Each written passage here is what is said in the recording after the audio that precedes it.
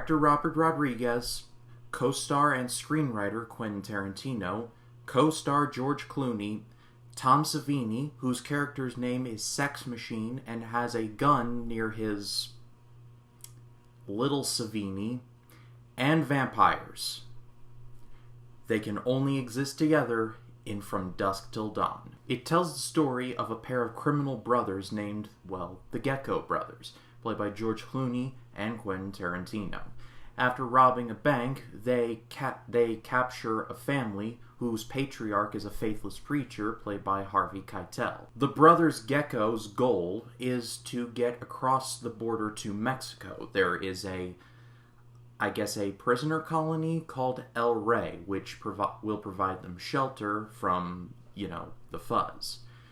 And on their way across the border, they stop at a bar. Well, it's called the Titty Twister. And among said patrons, including Sex Machine, are vampires, more than you can shake a steak at. This movie is a nut bar. It's so crazy, but I'm so glad that it exists, because behind the wheel is just such creative juices to which are rarely seen together, at least. Director Robert Rodriguez, who is probably best known recently for Alita Battle Angel and got his start directing the Mexico trilogy with Antonio Banderas, Quentin Tarantino in the screenwriting department, and we all know who he is, hopefully. Star George Clooney, again, we all know who he is. And just Tom Savini and vampires.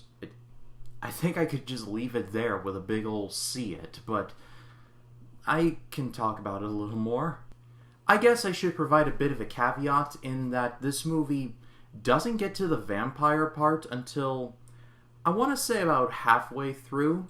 It's mostly the Gecko brothers doing their robbery, coming across the family with Harvey Keitel, kidnapping them, learning about El Rey, driving to El Rey, and then stopping at the bar, and then the vampires. So if you're going in there expecting the vampires right away, you might be disappointed. However, when the vampire stuff does happen, whoa, things get real interesting. This movie truly has to be experienced in order to truly understand what's going down here. So if you can find it, definitely watch it. It is a crazy train, but a crazy train that you all should check out.